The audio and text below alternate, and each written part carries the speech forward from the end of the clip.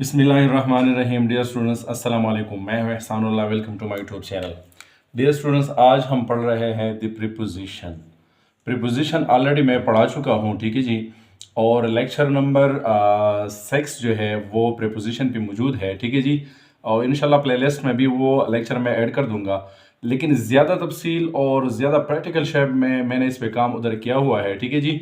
हम अब इसको प्रीपोजिशन को डिटेल्स में पढ़ रहे हैं। स्टार्ट में थोड़ा सा क्या करते हैं कि इसको थोड़ा सा डिफाइन कर देते हैं, ठीक है जी। और फिर इसके काइंड्स और फिर प्रीपोजिशन का इस्तेमाल जो है इंतहाई मुश्किल है, उस पर भी हम काम करेंगे, ठीक है जी।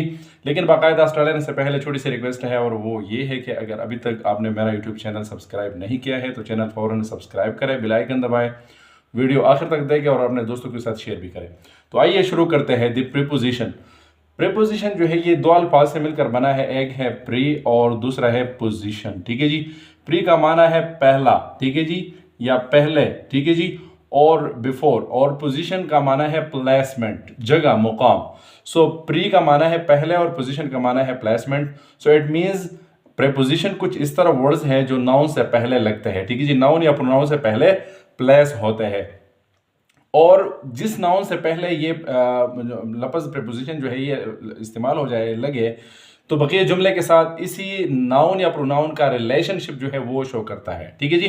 तो इसलिए हम कह सकते हैं कि preposition is a word which is used to show the relationship of noun और pronoun with the rest of the sentence.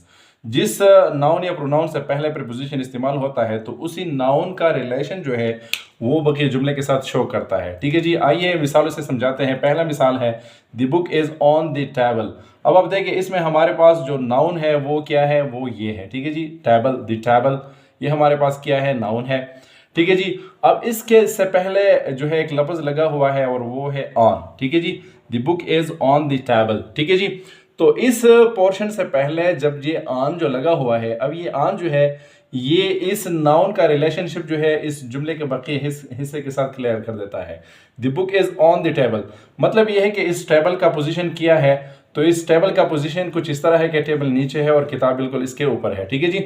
और ये पहले मैं मिसालों से और पहले वाले लेक्चर में मैंने इंतहाई प्रैक्टिकल शेप में इसको आपको दिखाया है, वो आप देख सकते हैं, ठीक है जी।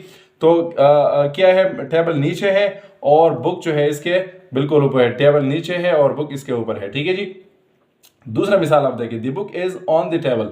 अब इस पोर्शन से पहले एक और प्रीपोजिशन जो है वो लगा हुआ है और वो है एन, ठीक है जी। तो अब ये एन जो है इसी नाउन से पहले इस्तेमाल हुआ है और इसी पोर्शन के साथ टेबल का जो रिलेशनशिप है वो क्लियर कर रहा है, ठीक है जी। अब इसी सेंटेंस में बुक मतलब जुमले का बकिया हिस्सा जो है ये बुक है, और इसी पोर्शन में किताब का कंसेप्ट जो है वो दिया जा रहा है, ठीक है जी। तो बुक और टेबल का रिलेशनशिप ताल्लुक जो है वो क्लियर किया जा रहा है, ठीक है जी। कि अब इस एन ने ये कमाल कर दिया कि पहले इसी पोर्शन में टेबल नीचे था, किताब ऊपर था। अब इस यहाँ पे जब हमने एन इस्तेमाल कर दिया तो इसने पोजीशन चेंज कर दिया। अब क्या है कि किताब जो है पहले टेबल के ऊपर था, अब टेबल के अंदर ड्रॉवर है या इसमें क्या है, इसमें दराज वगैरह जो कहते हैं, इसके अंदर पड़ा हुआ है। The book is in the table, ठीक है जी। तो अब इस एन ने पोजीशन चेंज कर दिया, ठीक है जी। अब थर्ड मिसाल देखिए, the book is under the table. अब ये हमारे पास नाउन है और ये जुमले का बकिया हिस्सा है, और ये हमारे पास क्या है, ये हमारे पास प्रीपोजिशन है, इस नाउन से पहले लगा हुआ है, ठीक है जी। और इसी का रिलेशन जो है ये इस बुक के साथ क्लियर कर रहा है। अब पोजीशन इस जुमले में ये है कि किताब जो है वो मेज़ के नीचे है, किताब जो है मेज़ के ऊपर है, किताब जो है मेज़ के अंदर है, ठीक है जी। और इसमें क्या है कि किताब मेज़ के नीचे है।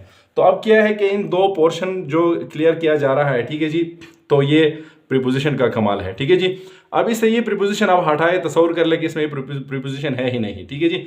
तो जुमला हमारे पास बनेगा, the book is the table, the book is the table, ठीक है जी। The book is the table. तो क्या है, ताल्लुक तो दरकिनार, किताब मेज से किताब बन रहा है, the book is the table, किताब वो मेज है, ठीक है जी। तो रिलेशनशिप तो दूर की बात है, बिल्कुल टेबल से जो है वो क्या है, किताब से टेबल बन रहा है। आप देखिए, the book is the table, किताब वो टेबल है, वो मेज है, ठीक है जी।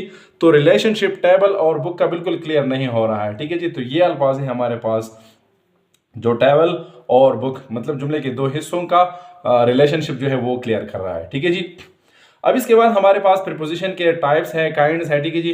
तो इसके हमारे पास उमूमन दो बड़े काइंड्स हैं। एक हमारे पास है सिंपल प्रीपोजिशन, जिस तरह के आप देख रहे हैं, एट है, फ्रॉम है, विद है, टू है, ऑफ है, अप है, बाय है, ऑफ है, आउट है, टेल है। तो ये आप देख रहे हैं, ये वन सिलेबल है, ठीक है जी। एट और फ्रॉम, विद एक ही पोर्शन में, एक ही हिस्से में अदा हो रहे हैं, तो इसलिए इसको हम कहते हैं सिंपल प्रीपोजिशन। इसके अलावा हमारे पास चंद और भी है, ठीक है जी, जो वन सिलेबल नहीं है बल्कि ज्यादा है, टू सिलेबल है या मोर देन टू सिलेबल है, ठीक है जी। तो उसको हम कंपाउंड प्रीपोजिशन कहते हैं, जिसकी मिसालें हमारे पास है बिकॉज। अब आप देखिए, बिकॉज भी हमारे पास प्रीपोजिशन हो सकता है, बिकॉज, ठीक है जी। अब आप देखिए बिकॉज, तो दो हिस्सों में ये प्रोनाउंस हो रहा है, ठीक है जी, दो टू सिलेबल में, तो इसलिए इसको हम कहते हैं कंपाउंड प्रोनाउन। इस तरह दूसरा हमारे पास है बिहाइंड, ठीक है जी। अब बिहाइंड आप देखिए, बिहाइंड तो दो टू सिलेबल है, तो जब एक प्रीपोजिशन हमारे पास टू या मोर देन टू सिलेबल हो तो उसको हम क्या कहेंगे, इसको हम कहते हैं कंपाउंड प्रीपोजिशन। क्या कहेंगे? कंपाउंड प्रीपोजिशन, ठीक है जी। और जब एक ही सिलेबल में अदा हो रहा हो तो उसको हम क्या कहेंगे, इसको हम सिंपल प्रीपोजिशन कहेंगे। जिस तरह के एक और है हमारे पास बीनीथ, ठीक है जी, बीनीथ। इसके अलावा हमारे पास है अंडर, ठीक है जी। तो ये हमारे पास चूंकि मोर देन टू सिलेबल है, इसलिए इसको हम क्या कहते हैं, इसको हम कहते हैं कंपाउंड प्रीपोजिशन।